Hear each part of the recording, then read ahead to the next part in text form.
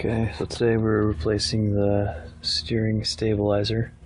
Basically, we're underneath the Jeep Grand Cherokee. The steering stabilizer is this guy right here. Just kind of attaches to the middle of this bar, and then on the frame right here as well. It's right above the track bar. So mine is it's one of the death wobble fixes, you can say. Usually it's the track bar, also the steering stabilizer. Sometimes an alignment can cause it. Basically anything that has play in it. It's like you see the track bar sometimes has some play here in this bushing. In my case, this was not the cause. Sometimes play here in these arms can cause it.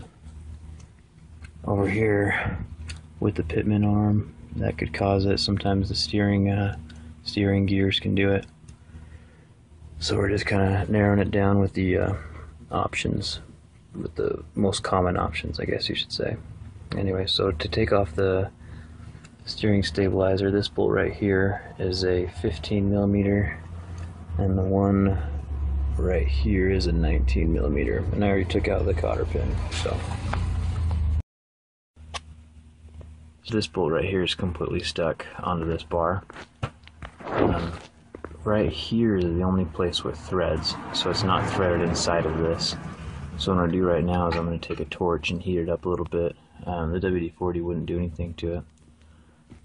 One more reason it makes me suspect that this is going bad up here is that it's starting to leak. Well, it's been leaking the fluid that's been inside of it. And so once that happens, you know, the shock itself is shot. So hopefully a new one will fix the death wobble.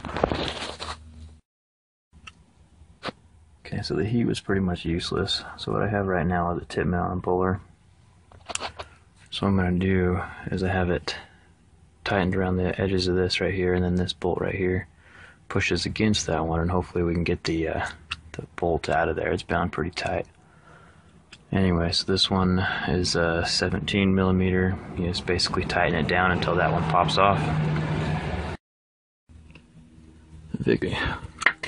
So that's what the bolt looks like, what is stuck down in there. Like I mentioned before, it doesn't have threads on this part of it, so it was just basically bound inside of that.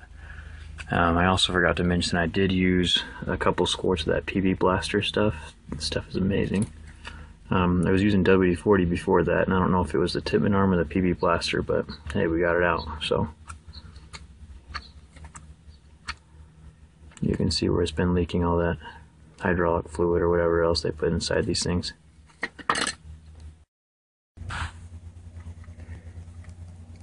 So with the new arm, it's pretty much just plug and play. You just slide it in there, and then I believe this bolt on this end is a 15mm, then the other one is an 18. And then with this end right here, I went ahead and put the top on first of all, just so I wouldn't have to deal with it all up inside the car. And then I just slid this end down into it, and it's pretty easy.